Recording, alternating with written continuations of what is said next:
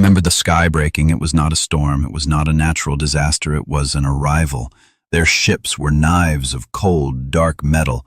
They hung in the air above our cities. They blotted out the sun with their sheer size. For a moment, there was only silence. A terrible, silent judgment from above. Then came the fire. Our own fleets rose to meet them, brave vessels crewed by our best and brightest. They were beautiful against the blue canvas of our sky. They looked like silver birds climbing toward the sun. We watched from the ground, from rooftops and windows. We felt a surge of pride, the foolish, fragile pride that lasted only minutes. Their weapons were not like ours. They did not fire shells or missiles. They unleashed lances of pure, white energy. Each lance struck with perfect precision. Our ships did not explode in glorious fireballs. They simply vanished. One moment a cruiser was there, a testament to our strength. The next moment it was gone. A puff of ionized gas was all that remained. We saw our defense grid falter and fail. We watched as our greatest warships were erased. The sky became a graveyard of falling debris.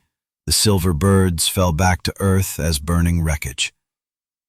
That was the day our world ended, the day our sky was torn asunder. The war was over before we knew it had truly begun. The victors did not bother to level our cities. They simply took them. Their armored soldiers marched down our streets. Their banners, strange and angular, hung from our buildings. They were the Xylos, a name we learned to whisper in fear. They were tall, impossibly thin beings inside their armor. We never saw their faces. We only saw the cold, glowing lenses of their helmets. We were pushed to the margins. The gleaming city centers became their domain. We were forced into the crumbling outskirts. The shattered suburbs and industrial zones became our new homes. We lived in the shadows of our former glory. We became ghosts in our own world. We scavenged for food in the ruins of our own supermarkets. We drew water from broken pipes. They ignored us, for the most part. We were a beaten people, a curiosity. They walked past us as if we were part of the rubble. Their patrols were a constant presence. Their heavy footfalls echoed in the empty streets. They were a reminder of our complete and total defeat. We learned to be invisible. We learned to keep our heads down, to never meet the gaze of their glowing helmet lenses. We were survivors, but we were not yet rebels. Years passed in this gray existence. Hope was a dangerous luxury, but you never stopped searching. You picked through the graveyards of our fallen fleet. The twisted metal husks littered the landscape for miles. They were monuments to our failure. Most saw only scrap and sorrow. You saw a library of ghosts. You were looking for something. A final message. A forgotten piece of our history. One day, you found it. Deep within the fused command deck of a fallen destroyer. It was a data core, armored and shielded. Its emergency beacon was faint, the tiny pulse of light in the darkness. It had survived the energy lance. It had survived the fall from orbit. It had survived the years of rain and rust. It was a miracle. A small black box holding the last thoughts of a dying fleet. You took it back to your shelter, the hidden place deep beneath the city's old subway system. The air was damp and smelled of earth and ozone. Here a few of us kept the old knowledge alive. Engineers, technicians, thinkers. We were the embers of the old world. You brought the core to us. We gathered around it like a holy relic. This was more than just metal and memory. It was a seed. You had found a relic of our defiance. We worked for weeks to crack its encryption. The data within was heavily damaged, corrupted by the energy blast that took the ship, but it was not lost. We pieced it together, fragment by fragment. The final moments of the fleet admiral came to life. We heard his last orders, His voice was calm even as his ship was torn apart. He was not just fighting. He was studying. He was analyzing his own destruction. He had found something, a flaw, a weakness in their perfect weapons. Their energy lances required a massive power surge. For a split second before firing, their shields had to drop, a tiny window of vulnerability, so small it was almost theoretical. But it was there. Their greatest strength was tied to a moment of total weakness. This was the secret the Admiral died to record. We guarded this knowledge with our lives. It was the first secret of the new resistance. Down in the dark, a spark of rebellion was finally kindled. The Xylos were not gods. They could be hurt. They could be beaten.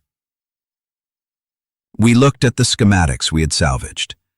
We looked at the numbers on the screen. It was not impossible. It was merely monumentally difficult. The kind of challenge humanity had always loved. We began to build. We were ghosts in the machine of their occupation. We moved through their scrapyards at night. They discarded entire shipping containers of obsolete parts, parts that were generations ahead of our own lost tech. Their trash was our treasure.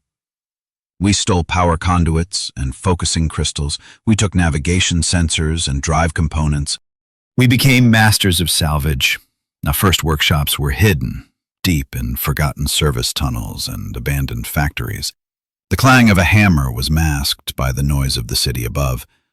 We worked in shifts, silently, diligently. Our first creations were crude, ugly things, cobbled together from mismatched parts. They were nothing like the sleek vessels of our old fleet.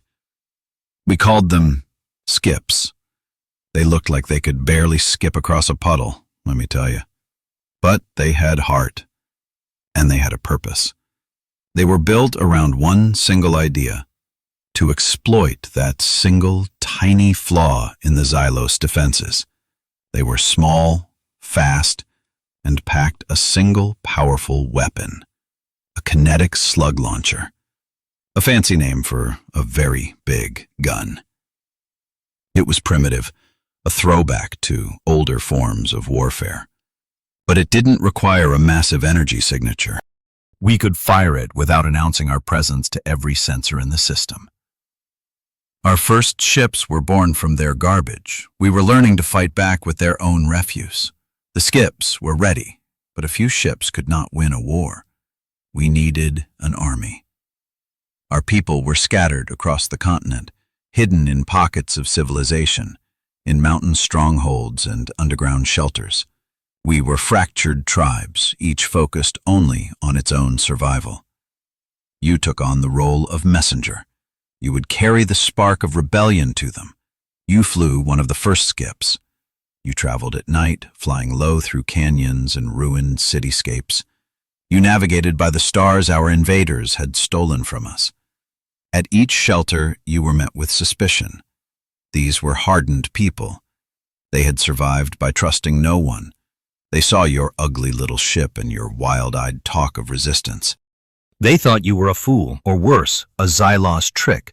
But you brought proof. You showed them the data from the core. You showed them the designs for the skips. You shared the secret of the shield flaw.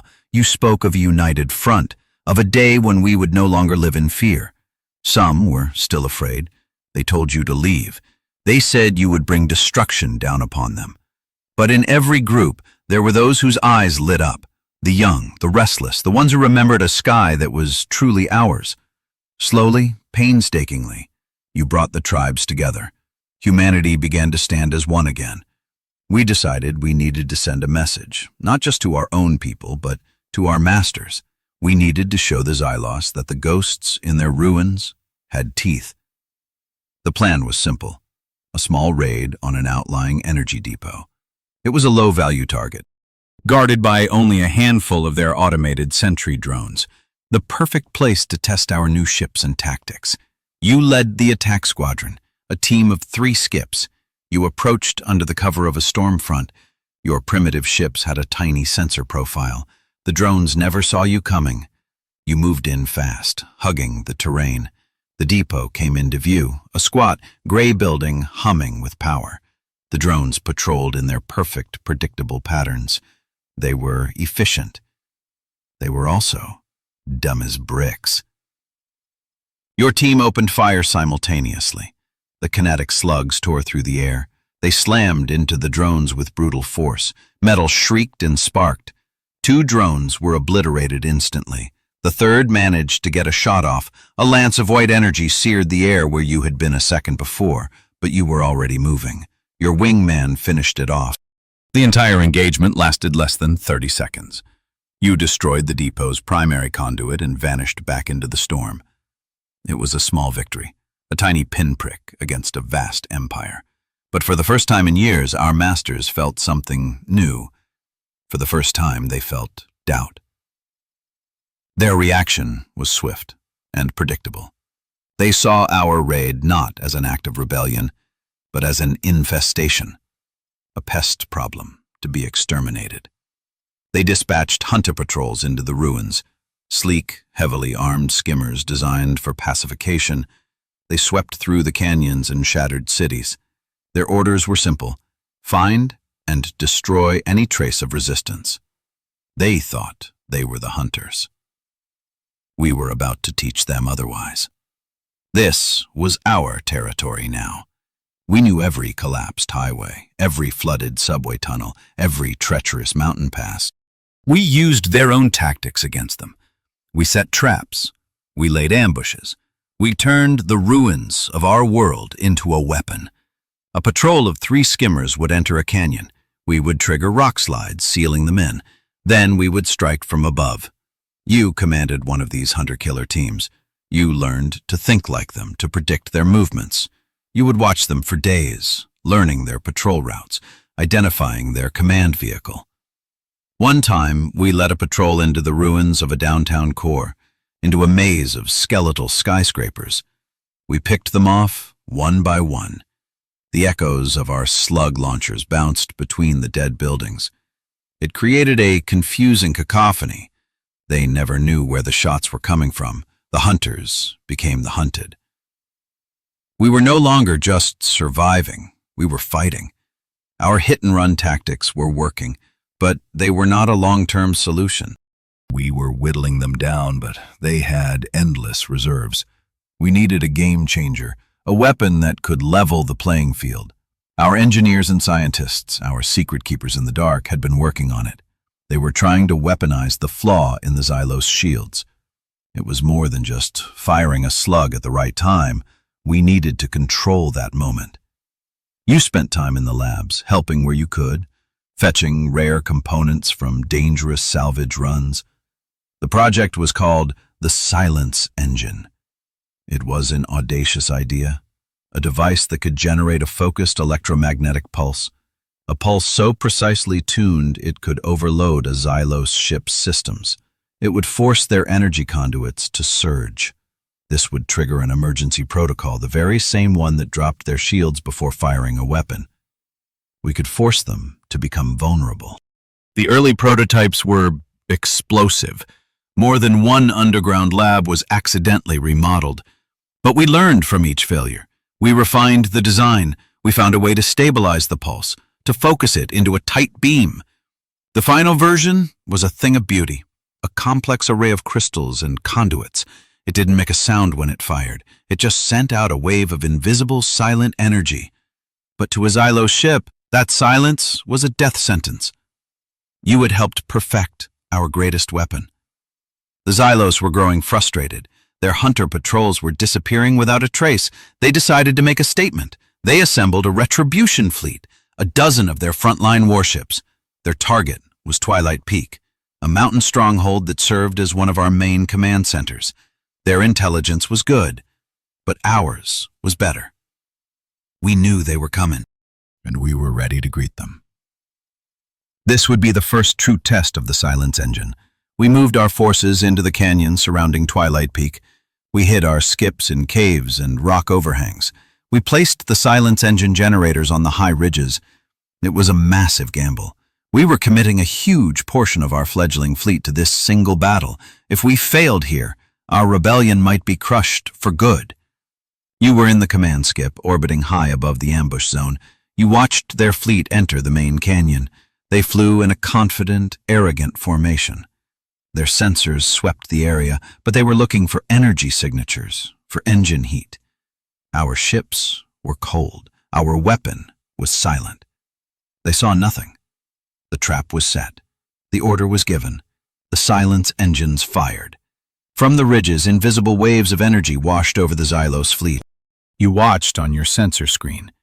Their formation instantly broke. Warning lights flashed across their hulls, their systems spasmed, shields flickered and dropped as emergency protocols kicked in. Then our ships rose from their hiding places. A swarm of angry hornets. The canyon filled with the thunder of our kinetic launchers. The slugs, once useless against their shields, now found their mark. They tore through unarmored hulls. The Retribution fleet was caught in a slaughter. The hunters did not return home that day. The Battle of Twilight Peak was a stunning victory, but it also revealed a hard truth. We could win defensive battles, we could defend our home, but we could never take the fight to them. We were trapped on this planet as long as they controlled orbit. We needed a star drive, their star drive. A plan was formed, as desperate as it was brilliant. We were going to steal one of their ships, a fully functional, intact warship. The target was a lone patrol cruiser. It made a regular sweep of the polar regions, far from their main fleet concentrations. The mission was yours to lead. It was an infiltration mission, not a battle. Your team would use a captured Xylos shuttle. Its transponder codes were still valid. You would dock with the cruiser, posing as a returning survey team. It sounded simple. It was the most dangerous thing any of us had ever attempted. You approached the cruiser in the silence of the Arctic twilight. The massive ship hung in the air, a monolith of dark metal. Your shuttle transmitted the codes. You held your breath. After an eternity, the cruiser's docking bay doors opened. A green light beckoned you in. You landed the shuttle gently. Your team was small. Just 10 of us, clad in scavenged Xylos environmental suits. The helmets hid our human faces. You stepped out into their ship. The air was sterile, cold. The corridors were built for their tall, thin frames. They were eerily quiet. You moved towards engineering, following the schematics we had pieced together. You encountered 2 Xylos guards. Your team dispatched them, silently, efficiently. No alarms were raised. You reached the engine room. The star drive was a pulsating sphere of contained energy. It was the heart of the ship. We secured the room. We rerouted command functions to our shuttle. You undocked from the mothership, but this time, you took the mothership with you. We brought their lightning back to our hidden docks. The captured cruiser was a treasure trove. It was our Rosetta Stone. We spent months dissecting it. We learned the secrets of their star drive. We learned how to replicate their power systems. But we learned something far more important. Something that changed everything. Their entire fleet, every ship, every station, every drone was networked. It was a marvel of efficiency, but it was also an empire built on brittle chains. Their command structure was not a pyramid. It was a star.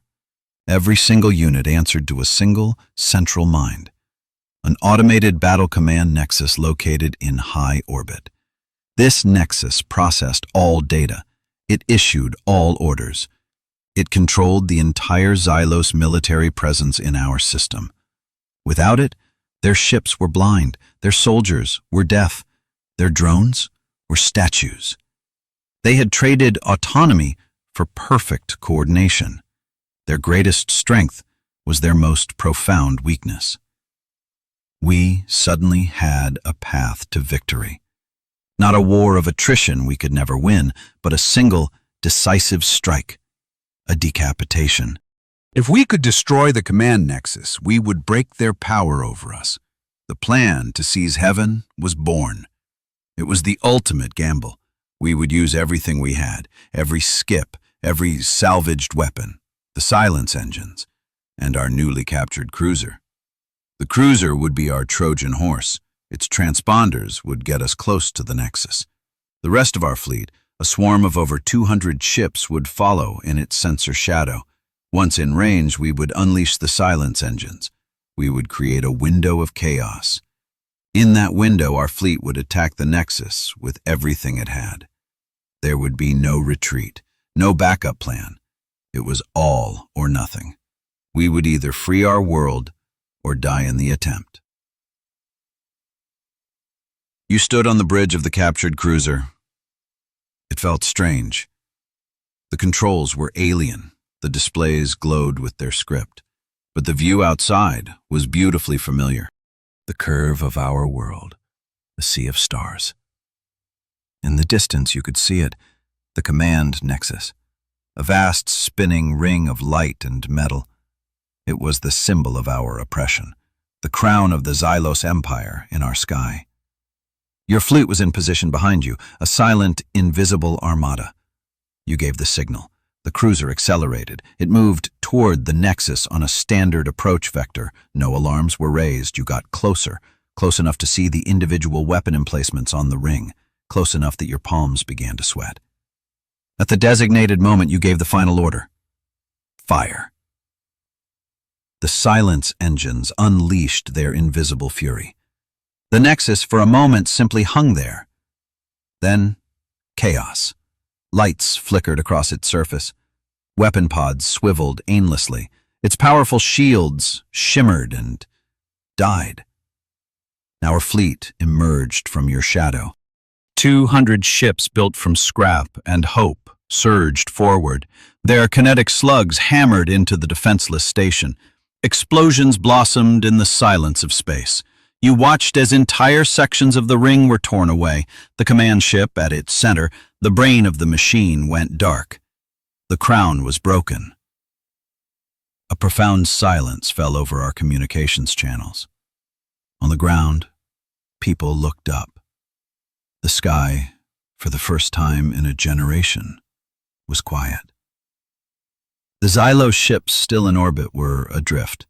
Their engines were cold. Their lights were out. They floated aimlessly like forgotten toys. We had done it. We had cut the head off the snake. The sky above our world was finally, truly, ours. We boarded their dead ships.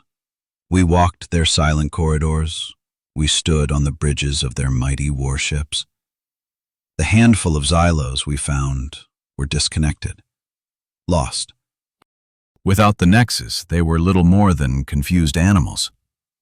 We took the throne among the stars. We, who had been ghosts in our own home, now commanded a fleet. We, who were made from the ash of our old world, were now poised to become kings of this new one. You stand on the bridge of your new flagship. You look out at the stars, and now you must decide. What kind of rulers will we become?